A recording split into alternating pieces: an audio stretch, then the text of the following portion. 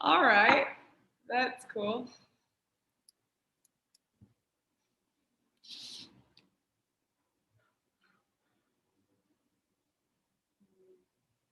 Hey, brother. I can't hear you.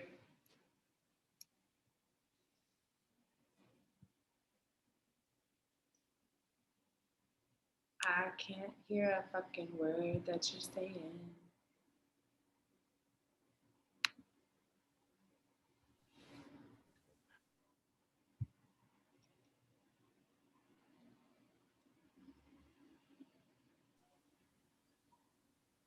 That is fucking. Oh, can you hear me now?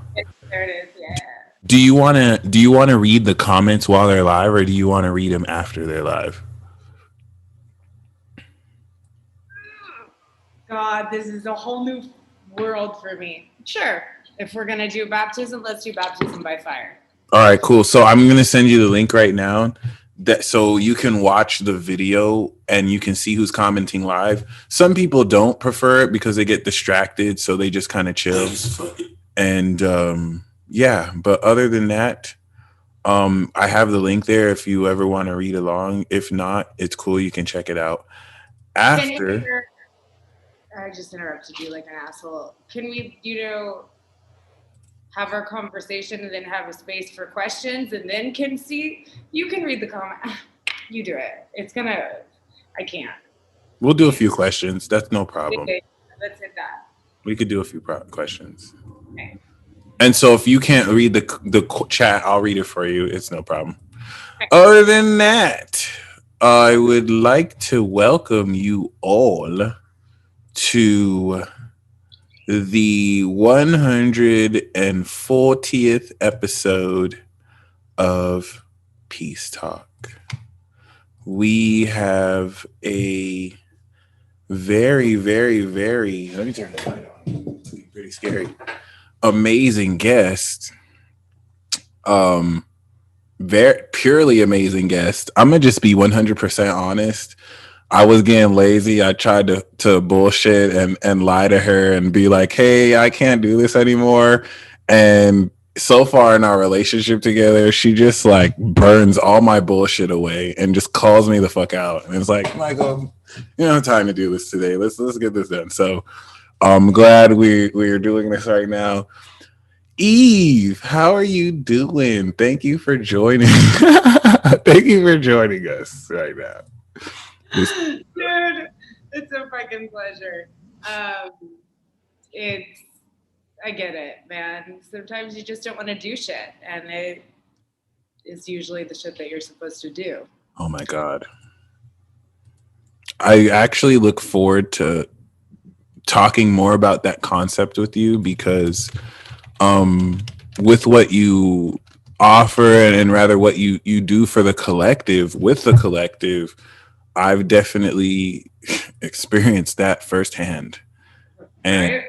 Oh yeah. As far as getting comfortable at least,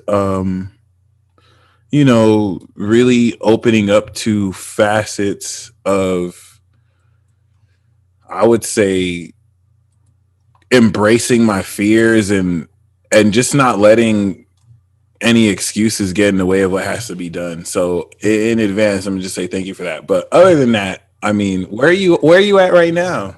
In Brazil. Brazil. In my groovy home. And I'm in Sao Paulo. I'm here. So I'm American originally. I'm actually half Brazilian by blood. Born and raised in, California. Then went to Oklahoma. Wait, fuck. That's not important. Wait, you said you had what by blood? I'm half Brazilian, so I'm half Brazilian by blood. Take it on, okay. Lived globally around the world for probably 6+ years, and Brazil is my home right now. So that's it. But I guess the most important part about me that we need to understand, that I would like you to understand, is that I don't exist. Well, you just wanted to get straight into it right off the bat. But I I do is to bring you Oh my God. not being. So why are we going to bullshit with the fact, the illusion or the perception that I actually am, right? I love it. Eve was just like, nah, we're not pulling any punches. We're just gonna get straight to it. Y'all don't fucking exist. All right, who wants them? So yeah, I think that's a great way to start because that's definitely been a very amazing. It's something that it's something that recently I've thought of and like accepted, but to actually experience it is a whole different story. And so throughout this peace talk, I want to introduce y'all to Eve. Eve is, I would love to say, soul partner in this journey of mine who has the first thing that Eve told me dead in my face, looked me in the eyes and said that she was going to do was kill me. The first thing she ever said. And now that I said that, can you share your sun, moon, and rising? Yes, my sun is Sagittarius, my Right. rising is Taurus, and my moon is in Scorpio. Right. You got the eighth house sun in Scorpio, sun in Sagittarius, moon in Scorpio, which I see is like the natural queen goddess of death. And the first thing you tell me is that you're going to kill me and that my ego is going to die. And I'm not going to lie, like, I was a little bit shook. I was like, damn, she's serious. my ego that was identifying and attaching was like, damn. And a multitude of excuses would subsequently come up so that I can try and terminate and cut short our relationship. And you've effectively each time just like shut each and every one down. So I'm very grateful because each time I remember you said it, which we'll speak more on, but it's like every time that I'm on that verge of breakthrough is when I want to like stop and kind of make some excuse. So a lot of that has come with It's just, protecting itself. yeah, It's the ego. protecting itself. And that's its job. Your ego is you. Your ego is your individual perception. It Right. is the lenses of yourself in which you experience the outside or external world. The job of your ego is to keep you, and the other, the other. The ego is groovy, but the ego also doesn't want to die. So it's like, hey, baby, I got you, but you're going to fall asleep for just a minute. So when I reboot you, you're going to be the better version of yourself. Right. What ego death is, it's the absence of yourself for a brief moment, which allows you to experience yourself after, because you take yourself less seriously because you're like, wait a minute, for a split fucking second, I wasn't. So the fact that I wasn't, I have no idea how I wasn't. I can't remember why I wasn't, but I know for a fucking minute I wasn't. And that makes me a little bit less important. And when you become a little bit less important, you take yourself less seriously. And when you take your life less seriously, it becomes less real. And when you need life to be less real, it becomes more fun. Because what makes reality real is bad shit. We live in a world of abundance and scarcity. So we have an abundance of bad shit. We have an abundance of traffic. We have an abundance of poverty. We have abundance of bad relationship. We just have an abundance of shit that we don't necessarily want, and we don't have enough of the shit Or need.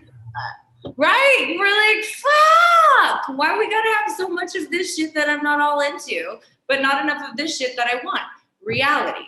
We're balancing reality. So then when life becomes less real, it becomes more fun. But for life to be less real, you need to be less real. So first you got to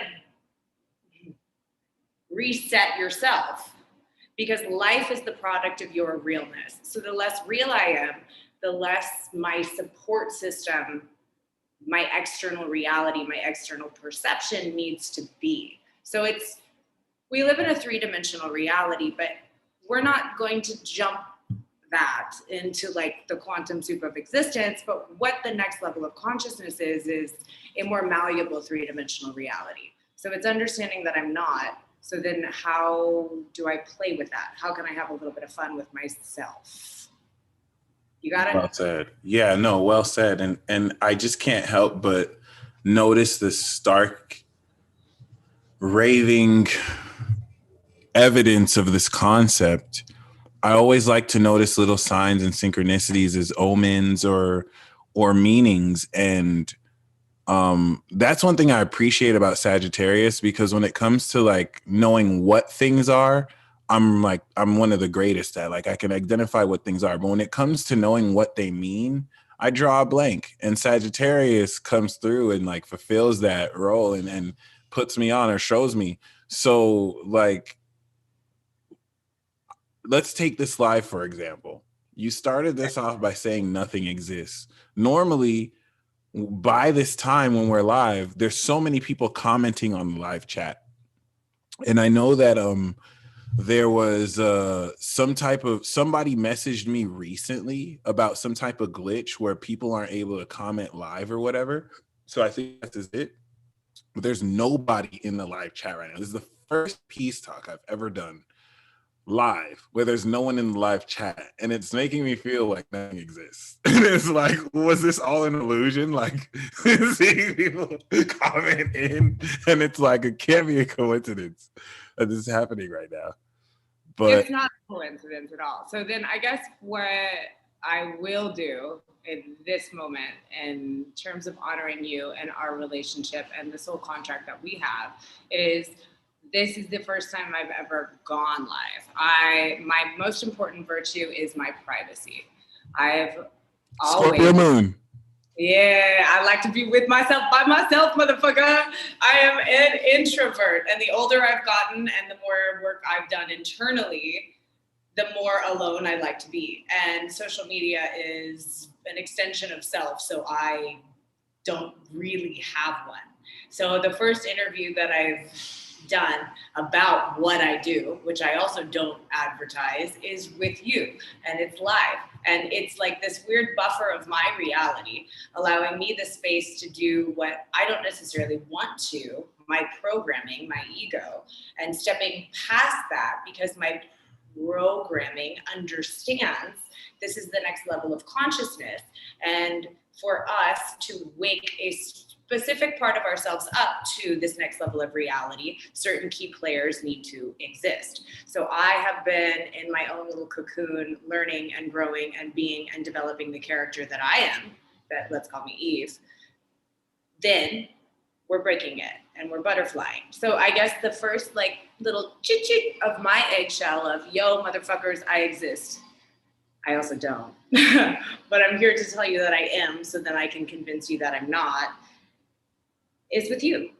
And the little bubble of nobody else having an opinion is a nice break for me to forget the fact that there are others, because that is what makes me uncomfortable, is being out there. So this is the illusion of the cocoon that I've been given to say what I need to say without tripping upon myself because others are listening.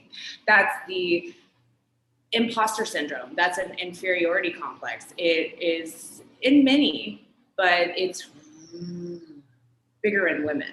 It's all the reasons why I shouldn't be doing what I'm doing. Right. And there's others that are more equipped to do it. I'm the most equipped motherfucker in the world to do what I do. Right. Because I was trained to do what I do by what I do it with. And I went through a fucking like doof, doof, doof, doof, doof. Reality does not exist. So I can break it. I'm like your flight attendant to the next level of consciousness. I got you because in this imaginary plane that we're all in, going to where it's like an episode of fucking Lost, I've been destroyed, burned alive, broken apart, rebuilt together, not existed, re-existed. And I'm like, okay, here I am. So if I can do it, so can you. Get it? So well said. And even the breakdown and construction of like, you know, reflecting that the veiled mirror and not, I mean, I just don't take anything as coincidence these days. So I mean, now let's actually talk about what you do, because for those who aren't aware, shout out to Jennifer. Jennifer is a very purely amazing individual who connected me to you, and when she connected me to you, I didn't really realize that what you offered was even possible. For at this point in my journey, I had taken some combo, some ayahuasca. I had my experiences with DMT and mushrooms. I have a good friend, Tara Tahuti. My friend Isaac, he had mentioned that, you know, the next frontier in consciousness is mushrooms, legalizing mushrooms and psilocybin. And so, you know, my experience with psychedelics has been, you know, based on a need to know basis, like knowing the right people. So my experience with DMT especially has been on and off, as far as like the last time I tried to do it before meeting you was I didn't even necessarily know, I didn't even hit it right. Like I was hitting it off of a pipe, having to light it. So, you know, being connected to you brought me into this unexpected behavioral cognitive therapy that in the short amount of time we've been working together, I have broken through so many mental constructs in my whole life of whatever therapy, which once again, like, just amazes me at the potential of DMT as a medicinal and cognitive development tool. And especially how you really guide and lead people through this, which if we break your chart down, everything about eighth house Sagittarius is intense transformative experiences that are done so extremely pure with the Scorpio moon, which to me is everything that constitutes a DMT experience. And, you know, I saw a meme the other day about, oh, I had the craziest DMT experience. And then someone asked, what is it? And they said, I don't remember. And, and the last time I blasted off, that's exactly what I felt like. I felt like I had like, wow, this is crazy. I just don't remember what the fuck I saw. But it's like, it like took my mind to a higher dimension. And each time, you know, kind of having to revisit the ego death. So, you know, give, without giving away too much, you know what I'm saying? First of all, what is it you do? For the person watching this who has no idea what psychedelics even are, or or what this path is, you know, by the way, I say this, my relationship with you is like love hate a little bit, because like the fire signs, you always push me past my limits and all that. So like I'm having to confront fears and stuff that I don't want to, but every time I confront them, I'm just exponentially, you know, breaking through and surpassing stuff that I didn't think I could. So I really thank you for that. And I thank you for not really allowing me to bullshit and be a bitch, you know what I mean? And like just kind of fall into my fear. So what is it that you do for those who aren't even familiar with this world? Okay, as I skirt around this subject, you know what? I had this epiphany. I'm not that well informed. I don't watch the news. The only books I really could read is Tolkien. Like I'm like, damn, what a G. And I don't listen to podcasts. And I just realized, okay, so if you're listening to a podcast, you have to sacrifice music. And this is some kind of a form of podcast. So why can't it be both? Is there any way to like bring in some background music for our conversation? Is that a possibility? Absolutely, actually. Okay, let's make that happen. Oh, you want to play some music? Go for it. Can there be some music in the background? Yeah, go for it. Why not? This is the first peace talk where we're playing music in the background, by the way. This is the first for everything. And you said that you mentioned I exist. This is like the first talk about mentioning how you exist. And you know, the sun is in Pisces of I exist, I believe. And that's where our composite sun is. So everything about this, as far as everything with working with you, has just been very symbolic, which I also appreciate about Sagittarius. Y'all are nice like that. Music, my fucking internet, and we're live. You have to play music. I'm with you. I heard everything that you said. It sounds like I'm not paying attention because I'm such a movie person. No, I have an we're issue both being grounded mutable when I'm. signs.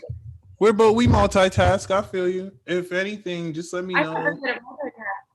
If you want me to play it I from just, my phone, just let me know what to play because I'm connected to the aux right now. So I want you to play whatever you want to play, baby. Whatever you're programmed to play, it's gonna be the right music. all right. I was gonna play some Flight Boss, but I'm gonna play some Done. instrumentals. That way we'll have Okay. some cool smooth beats playing. Shout out to Lebanon Dawn Beats. All the music I'll be playing is coming from Lebanon Dawn Beats. If you want to check that out. And oh shit. Oh wow. Yeah. Oh, it looks like I can do that. All right, so we'll do that.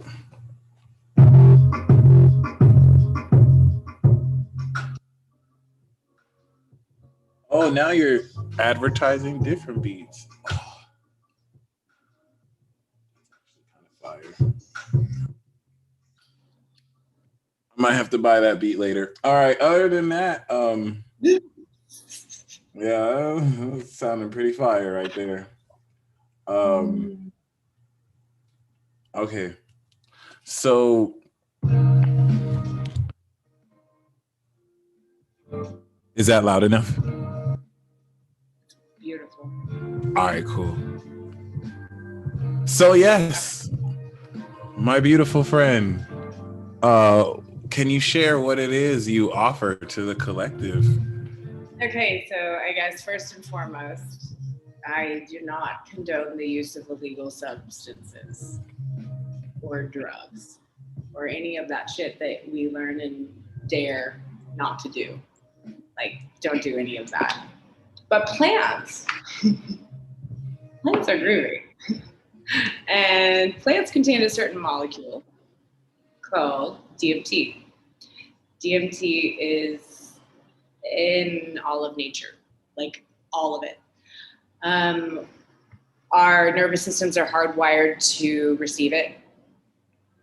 It's, dude, I could just blow your fucking mind with the facts of why it is so naturally good. But You can't instead, overdose on it. you can't overdose on it. You're not supposed to be addicted to it. Blah blah blah blah blah blah blah blah blah blah blah blah blah blah blah blah. Science, okay?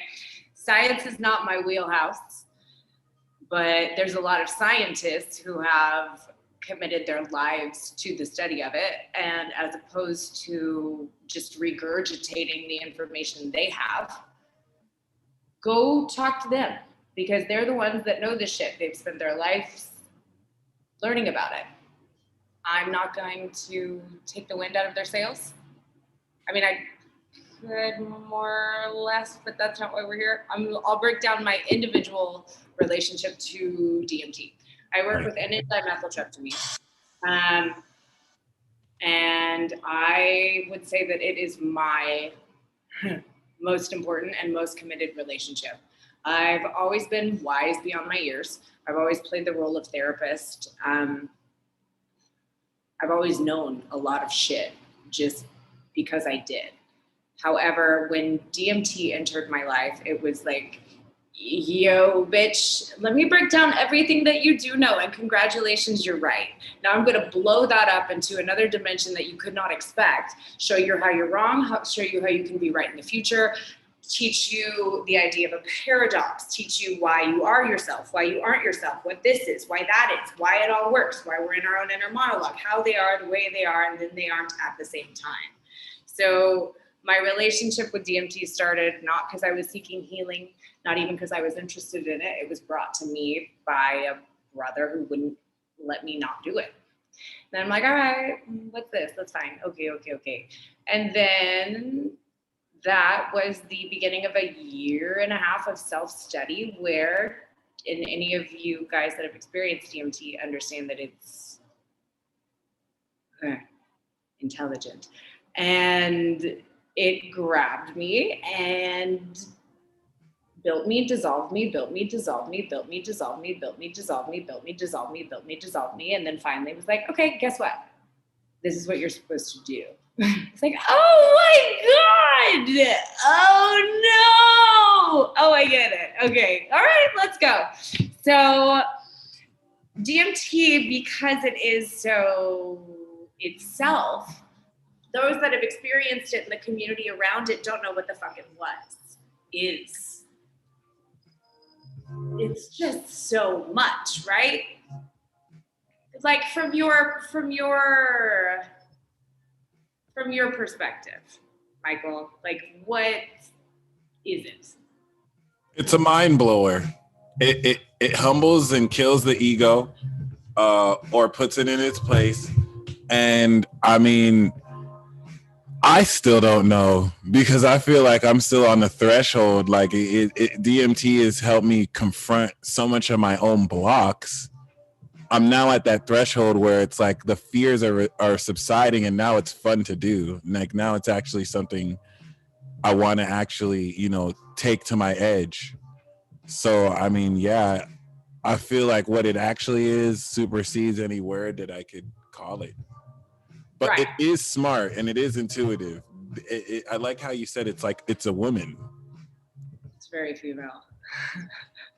It's very female. So the reason that you don't know what to say if you have an intense DMT trip is because so the brain is fucking complex, but our brain works linearly and laterally. Left and right. So the left side of your brain is the home for your ego. It's also the language center, your center for pattern recognition and your need for completion. So you, the idea of you as this being that you are, and language exist only here. When you reboot that, there's no you and there's no words. It transcends language.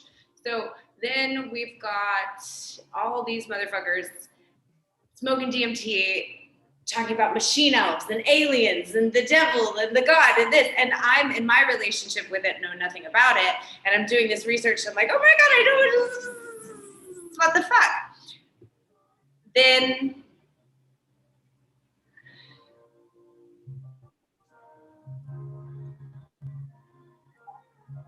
It be like that though. It be like that. That's exactly what it be like. It's like you got it, and then it just takes you to a whole nother direction.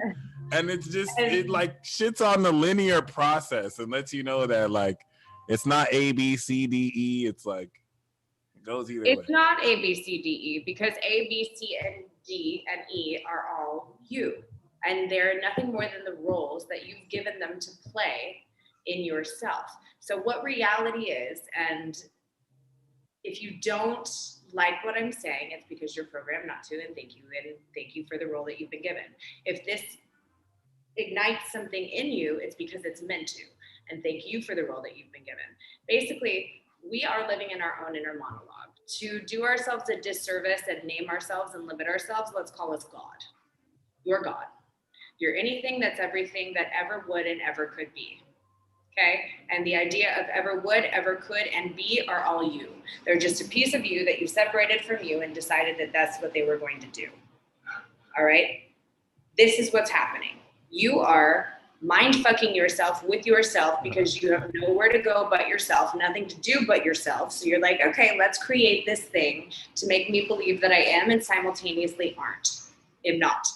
And let's get other pieces of me, but I need to forget that they're me. Because if I know that they're me, then what's the fun in that? And let's do this thing called space, a dimension. So I can limit myself. So it's limited. So there's a space where I am and a space where I am not. Now let's draw a line so we can measure ourselves and let's call it time.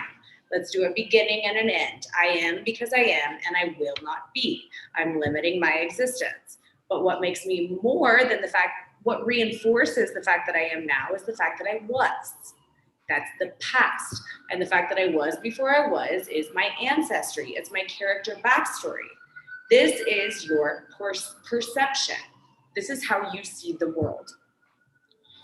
You are an individual perception of a great consciousness. We are in a collectively agreed upon perception of reality. So in this dimensional frequency in which we are experiencing time in a linear sense, we are all co-creating our reality together based on our individual perception of it. Are you with me so far? Okay, So where we're at in reality is we're all kind of waking up to the fact that the things that we did that didn't serve us are now uncomfortably uncomfortable. And human nature is pain evokes change. So now we're to the point where we're like, okay, I'm pissed. This isn't working. There's this, there's this. I've finally had the time and the space to evaluate the life that I'm living. Things that I thought were the structures that supported the society that I'm in, that I knew weren't quite working, really aren't quite working. I'm starting to question the people that I once trusted. And then the more I question, the more I find out that once seemed crazy might be fucking real. What is happening? Well, if you're in a video game of your own creation, you're about to level up, but you're so comfortable. You're like, oh no, what's going to get me to move? Pain. Pain evokes change. So we are now in this painful stage of reality that's getting us to bump to the next level, which is going to be more fun. But we have fear. And remember, fear is you, because you're everything. Fear is just the piece of you you segmented from yourself and named fear and was like, hey, me, your role is fear. You're not me, you're you and your fear. And this is what you're going to do. That's it. All you're doing is breaking apart pieces of yourself and giving them a role. That's why with DMT, because you're resetting the part of your brain that recognizes patterns and language and the idea of you, which separates you from the other, you're like, what the fuck is what the fuck and what did I just see? You saw yourself interpreted by yourself in whatever form it was necessary to deliver the message that you needed to receive to get to the next level of yourself. So that's why people see what they see. It's energy. We live in a wavelength information, energetic freaking, we're in our own virtual reality. There's this crazy guy whose name I don't know, who's so awesome. He solved the mathematical equation for a black hole and then the mathematical equation for an atom, one single atom, and they were identical. One single atom has the amount of information needed in it necessary to create an entire galaxy. That's groovy. What are you? How many atoms are you? You're a planet, but you consider yourself a person because you are this idea of a concrete eye. And that's great. That's your individual illusion of perspective. But what we need to do, as opposed to preaching what we know as if it's a concrete reality, is look inward and say, why am I the way I am? In my individual perception of reality, what works for me? What do I like? What don't I like? What do I like that I like? And what don't I like that I like? And then as you go inward, and don't evade, don't try and, escape the things about you that you're uncomfortable with, learn about them. Because every single piece of you is a strategic, specific piece of your individual programming and your perception, your, whatever word this action is, let's make that. You're like, I feel like a Lisa Frank cat right this minute. I took mushrooms and they're legal in Brazil, by the way. That's awesome, by the way. So shout out to JL. We got comments back, it looks like. Okay. Yeah, let's do that. Glad you're groovy.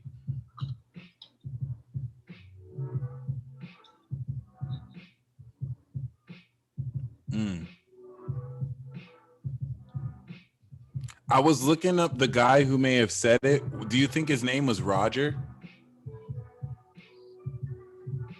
No. Okay. No. He's the Atom thing. The Atom King. Okay. Shout out to Chad the Maverick. Looks like the comments are available now, so everyone's piling in. Theresa, Ultraviolet. Everyone's really digging what you're saying, because once again, like, the whole concept of being able to hit DMT from a pen was just fascinating to me. Like, I've never been introduced to that medium until I met you. And it really just made the process of this. Shout out to Theresa. She said, I needed this talk. Been shown a lot on shrooms, and my last trip was a shit ton to process. That's great. Right. Jacob said she just broke down the theory of relativity like nothing. #fire. So, we definitely do appreciate you. And Oops. So yeah, I mean, if anything, shout out to all of y'all in the live chat. Looks like everything's coming through. So other than that, you know, one thing that you said that really, really, really, really, you know what I'm saying? And someone said, how do we get some DMT? Well, we don't distribute illegal substances over here, but the purpose of this talk is to connect you with someone who can definitely hook you up on the process of really, you know, stepping into this world. And wink wink. And you know, outside of that, one thing that you said, Eve, that just really resonated with me so much is how the people who you used to respect, you're now starting to see like, oh, they don't know as much as I thought I did. And that's something that I've been going through now in the past 2 years like never before. And it's just a trip. So that's hard, and that's something that I've experienced also, and that's part of our role in the collective. So let's expand upon it quickly. First and foremost, the people that raised me, I was raised by my grandparents, and my grandfather is the wisest, grooviest, badass motherfucker on the planet. So much respect for them, the way that they live their lives, the kind of people that they are, and the knowledge that they have spread. They have been very revolutionary in their own way. Now, they are very Christian, and they support a good Christian God, and that's groovy. But Christianity separates you from God. You are a human depending on an external force to give you what you need. So you're immediately put in a victim mentality, right? And then there's this, oof. So you're here as a consequence for eating an apple because the snake told you to, because it was going to make you like God, which would give you information, but God is the grooviest. So of course you'd want to be like God. But no, now you're punished forever for that fact.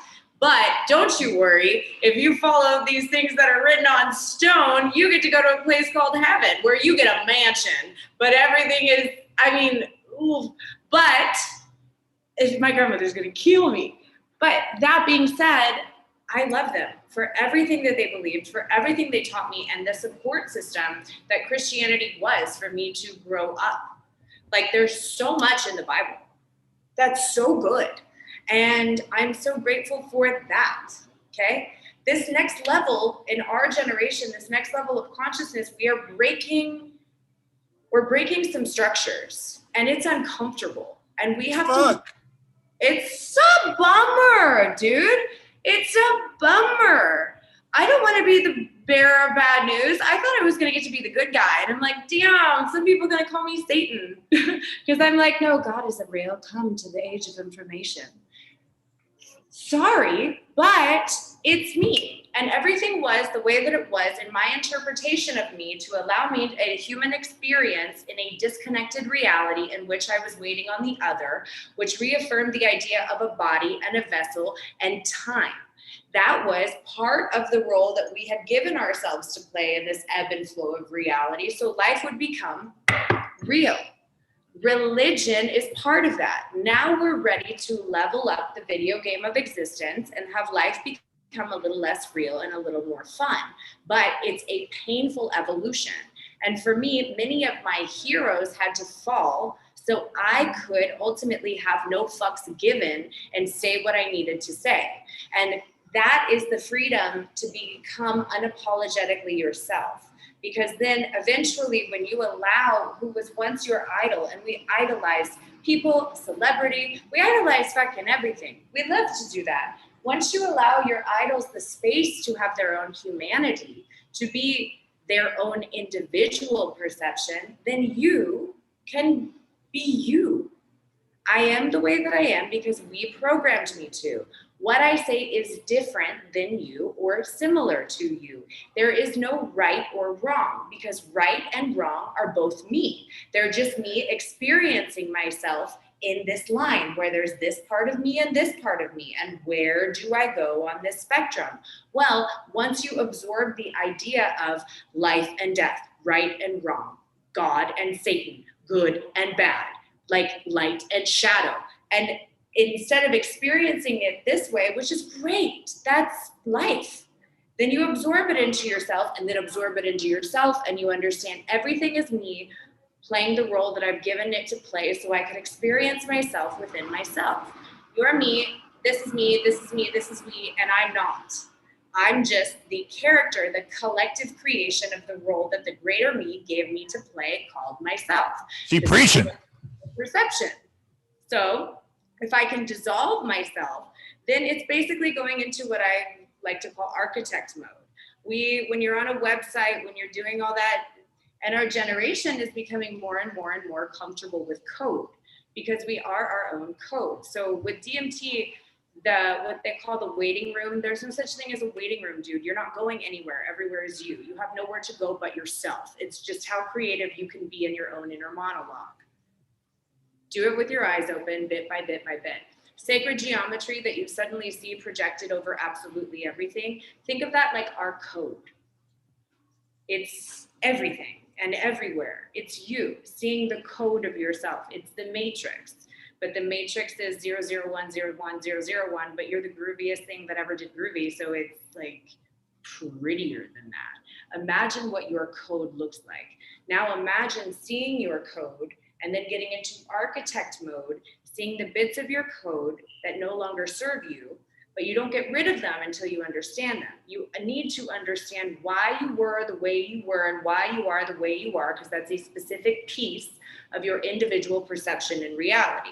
And then once you, oh my God, this is a piece of myself I didn't like, but now this is a piece of myself that I completely understand, and wow, that's more complex and complicated than I could even fucking imagine. I hated this about me, now I like this about me, but I don't remember why I like this about me, but this attaches to this, that attaches, okay.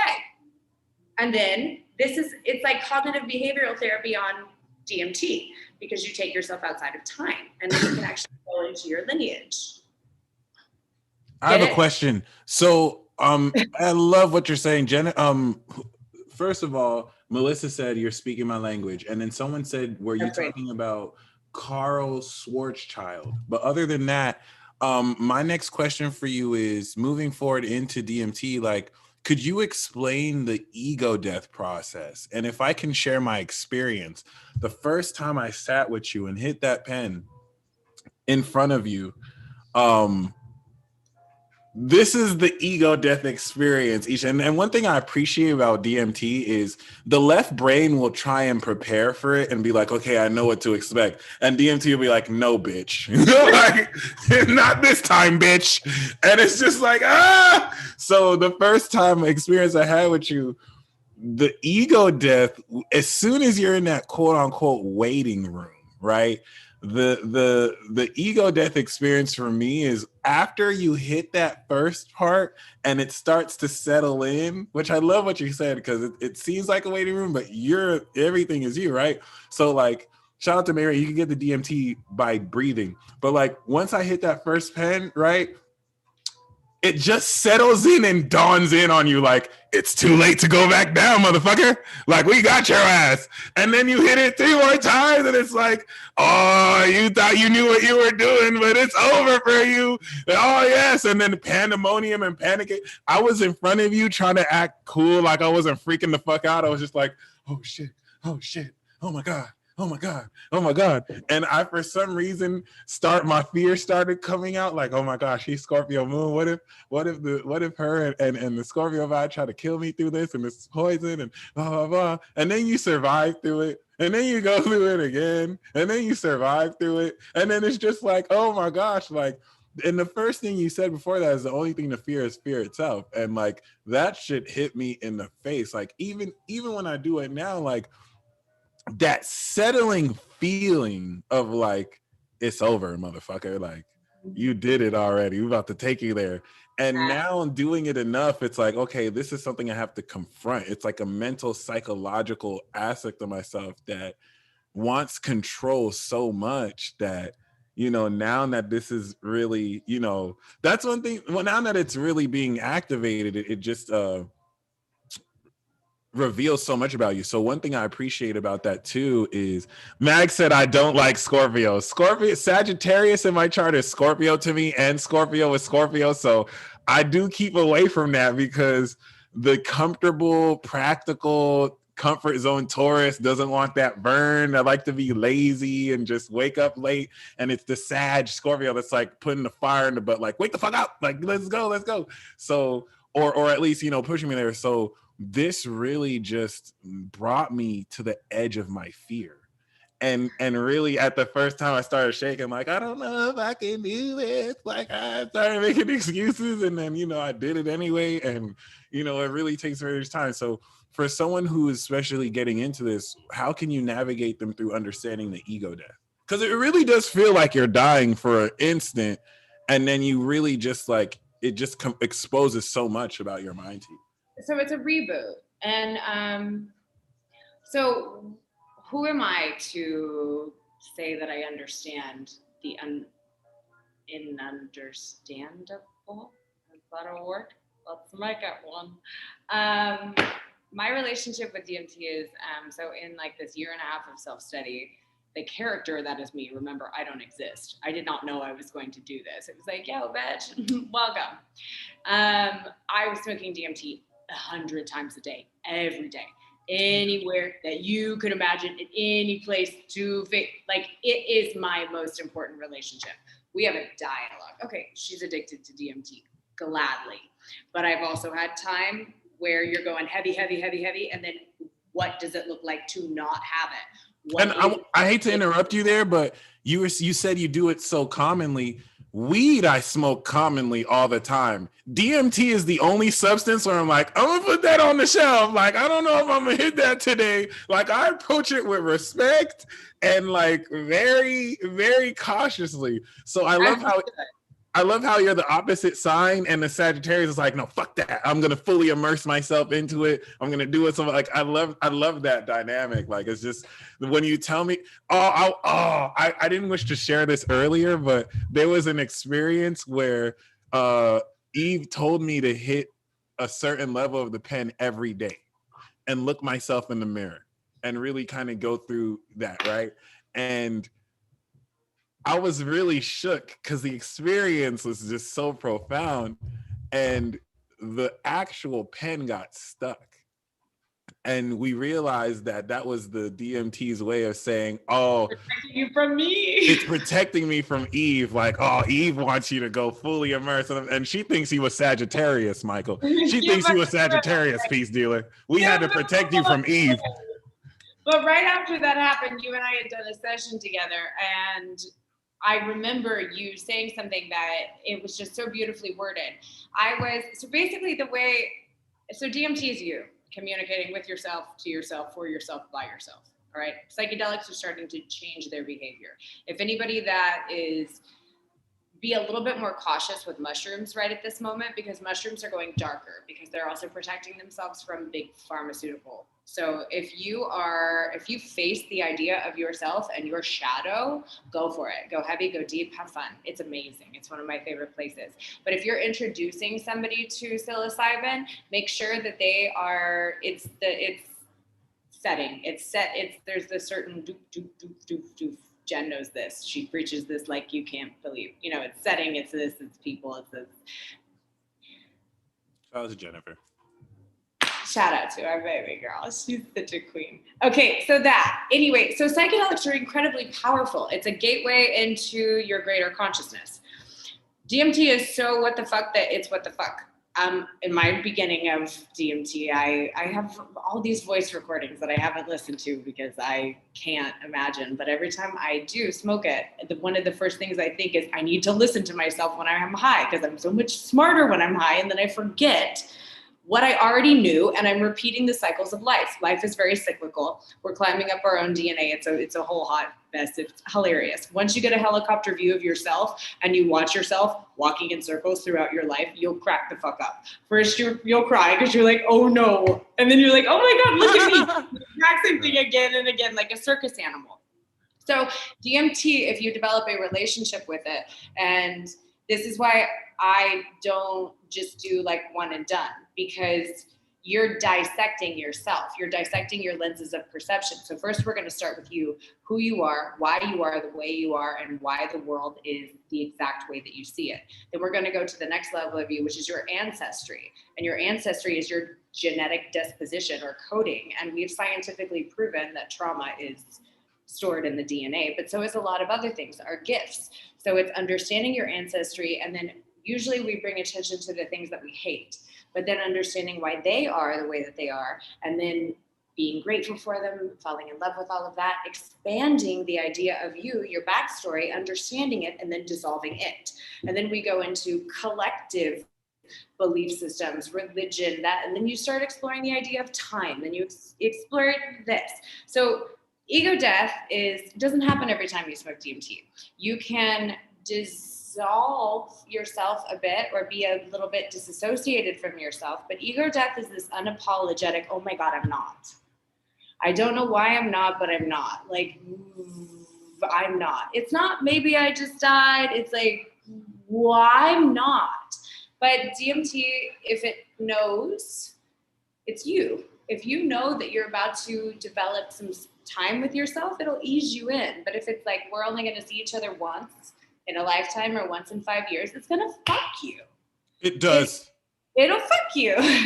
It's very intuitive, and I really appreciate that. It's like you're dealing with an actual sentient being, and I mean, yourself. You're dealing with yourself. You're dealing with yourself, right? And I'm just very grateful for the experience. Someone said, do you do any protection clearing stuff before you journey? And I feel like that depends on the person, because regardless of if you do, like, it's going to reset you. I love how you said it. It brings you back to the purest form of yourself, which if you're not ready to confront, DMT will be a very scary experience if you're not ready to confront yourself. But it's only scary because you define it or decided to be scary, not because it actually is scary. So, absolutely. Right. Someone said, how is it on the lungs? Does it hurt? No, not at all. I think it's the pen. Cellular repair, it can actually, it heals the body. It heals. Oh yeah, it heals the mind and the body. I actually had an experience where after I hit the pen, I threw up and I felt purged and cleared. I felt better. I felt like I exorcised a demon too. It's a weird physical manifestation. It was a physical manifestation of an emotional belief.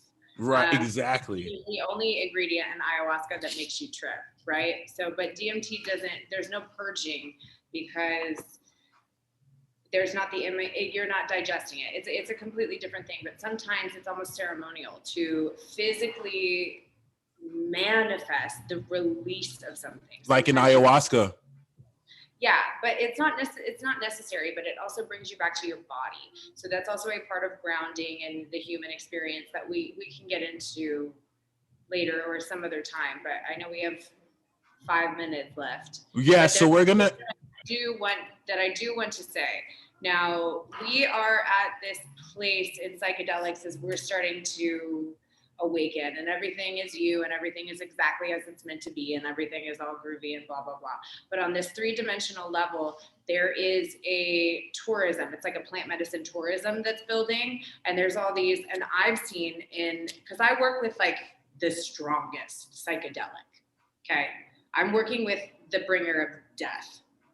And I prefer it to ayahuasca, to be honest. I'm not really a fan of ayahuasca. I feel like DMT has helped me so much more in less time. And so I hate to interrupt, but we're going to step into the questions.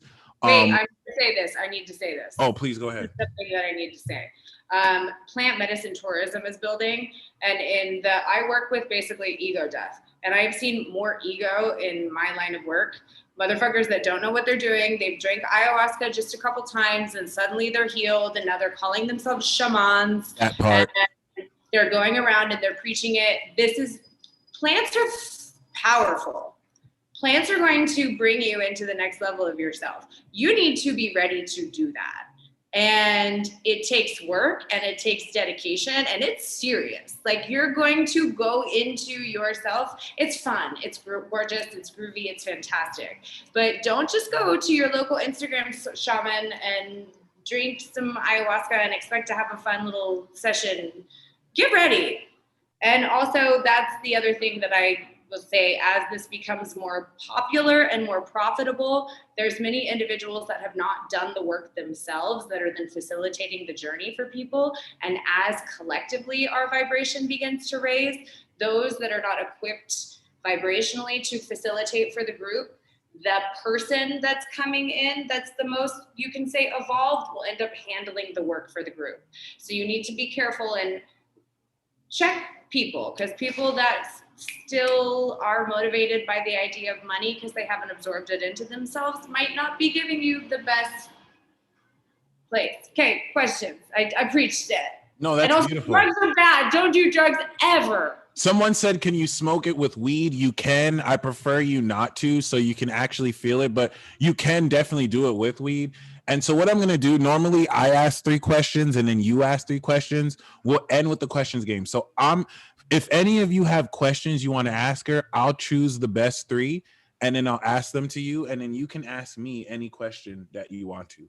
So we can actually start with you. You can ask me a question, I'll answer it, and I'll ask you one of the questions in the chat, and then we'll go 2 more rounds.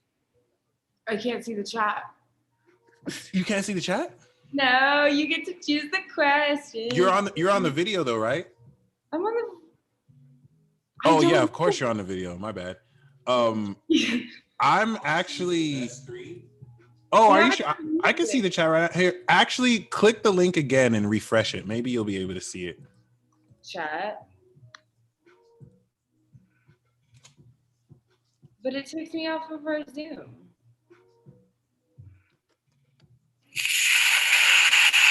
Oh my gosh, now I'm gonna go watch myself? That's terrifying. You see it though, okay, right? You see the comments.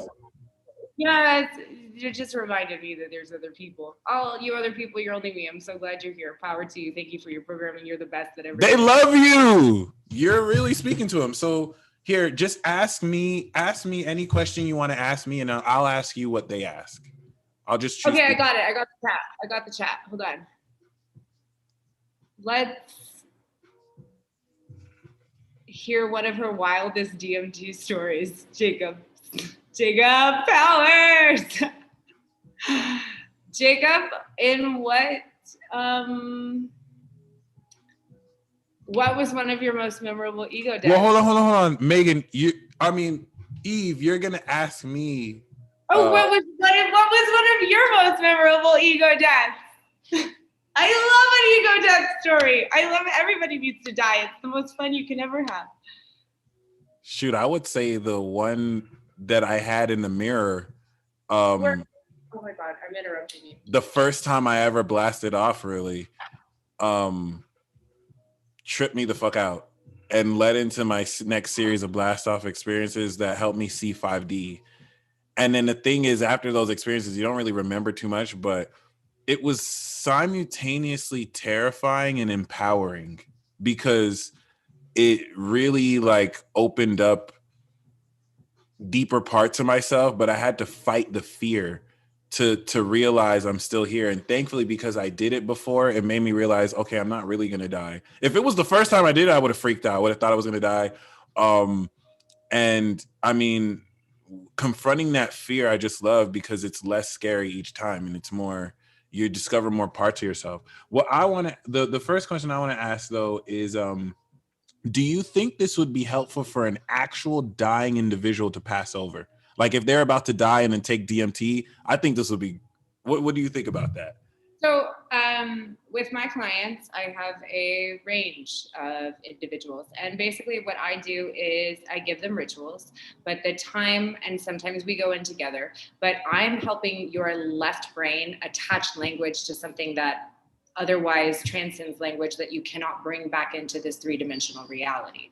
So what we're doing is unpacking and repacking the idea of yourself so you can better live within yourself and the reflection or projection of yourself. I work with addiction. I work with death. I work with illness. I also work with high performers that are interested in what the next level of reality is because they're a little bit bored. In terms of death and facing death, I think that it is the best thing that you can do for yourself. because you do it and you're like, oh my gosh. That'll be the perfect way to go out too. Like during a DMT, your last breath. Okay, but let's just be clear. When you die, you're releasing DMT. So that is what you, oh yeah, that's what you're gonna do. Oh yeah. Your death is a DMT trip. What am I talking about? That is a DMT trip. You remind yourself that you weren't the whole time. I tell my grandmother, poor thing. A permanent trip. It's difficult to swallow what I do, but I'm like, listen, you don't need to get it. You'll either get it eventually because I'll convince everybody to get it if I'm programmed to, or you'll get it when you die. Either way, you're gonna get it. Love you. The ultimate experience. All right, that's what's up. So we're now on round 2. What's your second question for me?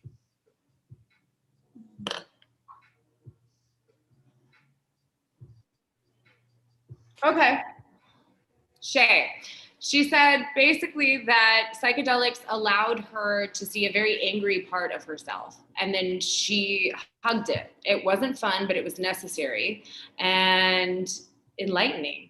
So what, in terms of your psychedelic journey, what piece of yourself have you been brought to face that first you didn't want to, and then you could absorb into, love, and work with? The need to control everything, and also accepting my dragon self, but accepting facets of myself that I didn't know how to accept. But I would just say fear, and just seeing fear for what it is, because certain things that I thought I couldn't do, like I told myself, if I'm on mushrooms, there's no way I can hit this. And so I pushed myself to do it.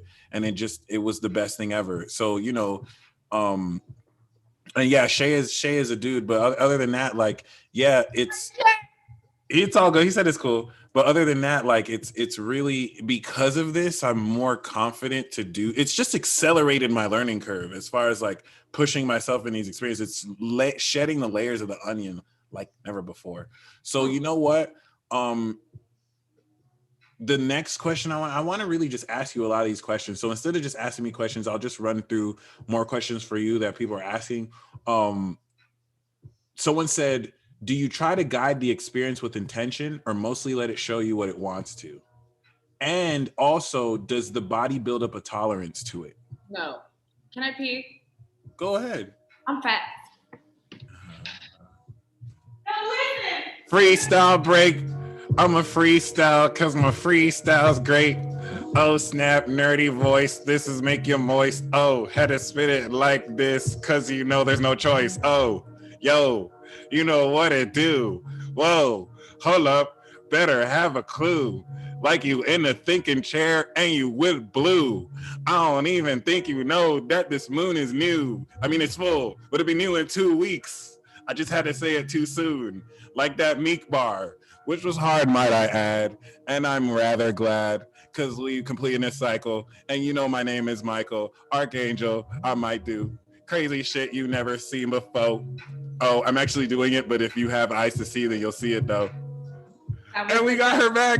Thank you for giving me the space to pee. That was a quick pee. That's what's up. I didn't even wash my hands. Sorry. Hey, that's that real shit. Every 3 times I wash my hands. It's overrated. Washing hands over. That's real shit. You didn't just hear me say that, but it is what it is. It is not overrated. Listen to your doctors. Don't do drugs. Do everything legal. Buckle your seatbelt. All of that. Blah, blah, blah. Not condone the use of illegal substances. Amen. But comments that I can see a peach and a fire sign and a moon. Do you think it's better to just guide the experience or let it guide you? So it depends. So my relationship with DMT, okay, first and foremost, you need to treat it with respect. The only reason that I have a somewhat disrespectful relationship with DMT is because we are in a relationship, right? So I argue with DMT. But when I have an argument with DMT and I'm figuring out reality or complaining about it, it's coming at me with, I'm telling you, like, fear, demons and clowns and really, like, it will traumatize an individual. So people call it a hyper slap. If DMT is you and the next level of yourself, and your programming, your readiness, your willingness to get to the next level of your understanding. There are so many things that DMT will do to allow you to know that you're not supposed to be there. It won't necessarily work for you. Your lungs will hurt really bad. There's different things that's keeping you away. If you keep pushing through that, you will get hyperslapped. And you will have a traumatizing experience that you needed to have, but it will shake you to your core, okay? Just so we're clear. It is not something to be messed. It's the world's strongest psychedelic. So prepare to face yourself. You'll be good for it. That being said, let's go back. And I want to just kind of add, that's exactly what it is. It's taking the fullness of yourself and you have to face it.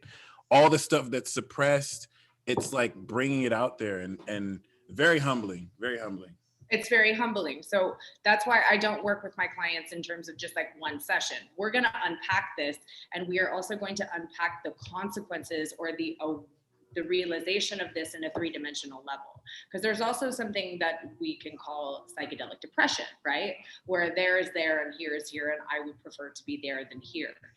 In terms of an intention, so with my clients, I don't know why, I don't know how. It sounds like hippie shit, because it is hippie shit, but whatever. Words are magic, we're spelling, we're cursing ourselves. I, for some reason, know based on what they can share with me, and he understands this, of what certain symbols, something in specific that stuck out to him on his trip. Because I can dissect it or interpret it, I will give him his next ritual. And in that ritual, in that space, it mirrors what the lesson is. So we're individually learning lessons, but DMT, just like ayahuasca, walks us through collective lessons. And through my personal experience of what they are, it informs me based on what it shows my client what the next ritual will be. And then I will give them the next setting or set or place to experience it. And then we, in the next week, will unpack what that was like via language. And then what you're doing is it's interconnectivity between the left and right side of your brain, the idea of you and then your intuition. Right. And you allow this flow. And when you attach language to it, you're developing new neural pathways. You're taking it from one part of your brain to another, and eventually over time, this is how we've created habit, choice, everything. You're speeding it up through DMT. You're reprogramming your brain into making the decisions that serve you and letting go of the ones that no longer do. It's science, but it's faster and prettier. But it's science. It's pretty fast science. Did that answer? Pretty fast science. I love it. It definitely does circumvent a lot of long process, and just, it's like the electric chair experience. The last question I want to ask you is, as a Sagittarius, what's your relationship to the grander vision, and what do you see the future becoming for spiritualists? Ooh, what a question. As a Sag. I don't know. I've always been myself, so I don't know what it's like to be another sign. In terms of the future, at one point in my life, I wasn't necessarily that concerned about it. I was like, we live in a world with a detached creator. This is definitely intelligent. We're all doing what we're doing and choosing what we're doing, and nothing really matters. It's all fine. So just enjoy. And then I realized that the designer was us, and we're designing ourselves, and everything is what it's meant to be. From what I've been shown, which I also have learned, I can misinterpret the truth, the future, through my ego, through my lens of me thinking what I'm shown is going to happen this way, through this path, through this, how I think it will. No, the end result is always what I'm shown, but how it will happen was my interpretation. So for me to give you a more concise, to tell you about the future, I need to dissolve the idea of myself, and that includes the idea of the future. You and me and the future are all one thing. Okay? We're experiencing ourselves in a line. The future has already happened and will not happen. It's just the piece of you separated for you so you can experience yourself and measure the experience of yourself. Don't worry about it. But it's going to be fine. But it's going to get worse before it's fine, because that's how we like to roll. Because we love, we love the experience of good and bad and this. We haven't quite learned what we need to learn from what's going on. But what I like to call, as Michael knows, is video game mode. So the next level of reality is going to be, we're still going to be in this place, in these vessels, because we like the experience of texture, of color, of him, of her, of this, of that. But imagine if we understood that everything that we're doing behind screens is mimicking what we've been doing in reality, what is naturally happening. So there is a show that I suggest all of you guys to watch. It's called Midnight Gospel, and episode 4 or 5 is a DMT episode. And the guy says something, I loved how he said it. They were talking about VR, how we're pushing into reality, right? So picture us, we're pushing into ourselves because we think we're in a limited space. So we're going inward. So what if we all realize, wait, that's not necessary, let's go out. And everything that we do separate from ourselves, we let there be dragons. Everything is you, including the idea of dragon. It'll be fun. Well, I hate to cut this call short. We all hungry for more, but I think this is a great way to end. I love how you aim to, of course, help DMT become the new cigarette, which is so much more healthy than cigarettes, and I think would be so much better. So, in conclusion, there are a lot of people now who want to know how they can get a package, how they can talk to you. I have your email in the description box below. How can people reach you and, get to kind of start this process? So as of right now, my business is completely word of mouth. And this was the first time I opened my mouth this big, though. As of right now, they can reach me via email. And I know my brother here has something really groovy in the works that I'm super excited to be a part of. Nice. So in the future, that will be the way that you can contact me. Until now, via email. Should I put it? It is. I got you. I bought the email there. And let me just tell y'all, my experience with Eve has been literally life-changing. Jennifer, thank you so much for asking me, because when she asked me, I was like, oh shit, this is it. And she introduced me to you. And if you want that deep Scorpio moon, transformative 8th house Sagittarius sun ascension experience, you definitely want to talk to her. You want to talk to Eve. In no way has any of my sessions with you been a drug addict to a drug dealer. It's been 100% therapy, and I've broken through. Therapy. Right. It's like we're unpacking the process. You're letting me know what I'm stepping into. It's not like a get high session at all. It's very humbling. I enter these sessions dreading okay, what today? What did we learn today? So I mean, I'm very, very grateful, especially how you said it's not, because I wanted to treat this like a one-time thing. Okay, we're gonna do these 5 sessions and then that's it. And I'm learning this is just the beginning. So please make sure y'all hit her up. She'll definitely and it's so amazing because the very moment in my journey I made the realization that I'm everything in one and everything is me, you came into my life and you gave me what that means. You showed me and broke that down. So I'm just very grateful to share you with the rest of my group and this collective, because we definitely can gain so much with what you're contributing. So in conclusion, what words of encouragement do you have for anyone walking this path? Well, before I encourage the others, I want to just acknowledge you and your journey, the work that you've done, all of it, and my belief in you and who you are and the vessel that you inhabit and the soul that you are. And we've gotten to know each other on a pretty deep level. It's you that brought me here, right?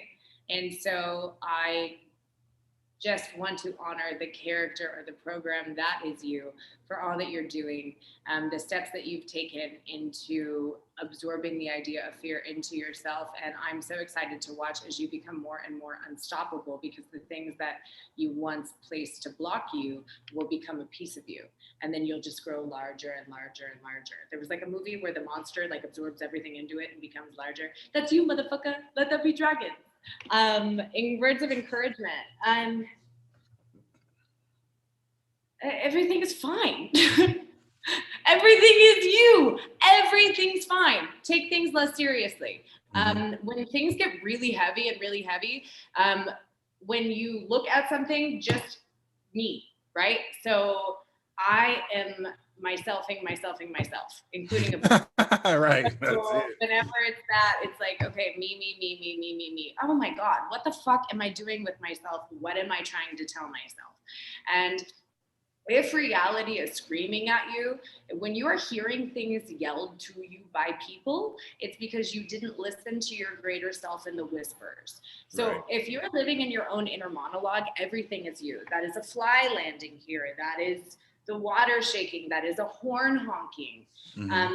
Everything is you dialoguing with yourself. To speak on that, my friend Mag, shout out to Mag, she's in the chat. She sent me a video of herself looking at something in the sky, and she's like, I wonder what that is. And as soon as she's done saying that, someone across the street is like, that is a school. Almost as if, right? I was like, damn, okay. He looks like you everywhere, Mag. This is so, and then she repeated it after, like, I guess that's just a school. I was just like, wow, that's amazing. So yeah, everything really is, it's crazy to experience that, you know. And out of everything that I've because we've got to know each other in a very short amount of time, and I've had linearly it's not that long.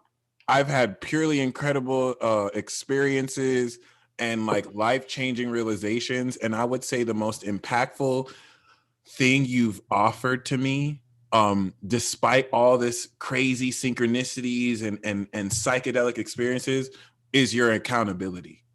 And whenever I wanted to quit twice, you made sure I didn't. You like basically just kept it real with me and just be like, hey, don't be a bitch about this. And you just were honest. And thankfully I didn't give up on myself because you didn't give up on me. So very, very, very appreciated. Well, I'm a psychedelic performance coach. Right. It is what it is. So I do. I'm gonna coach you. But also what I do offer, in terms of my packages, yes, if you're called to do it, absolutely do it. But something that I feel strangely called to share that I offer right now is any integration work, because individuals are sitting with plants because it's becoming popular and they're getting they're biting off more than they expected to chew, and then they don't have any resources for after. So I am a resource, and I also have other really powerful resources that I'm happy to share. If anybody has an experience and they're not quite sure how to process it and integrate it into daily life, please contact us and we will get you in touch with somebody, because everything is you for you and your evolution, and you're just perfect just the way you are. You're just a gorgeous program. Beautiful. Nothing exists, everyone. And with that being said, y'all stay blessed as always. We'll definitely see more of you soon, and stay tuned for the future lives. Thank you so much again, Eve, and until next time.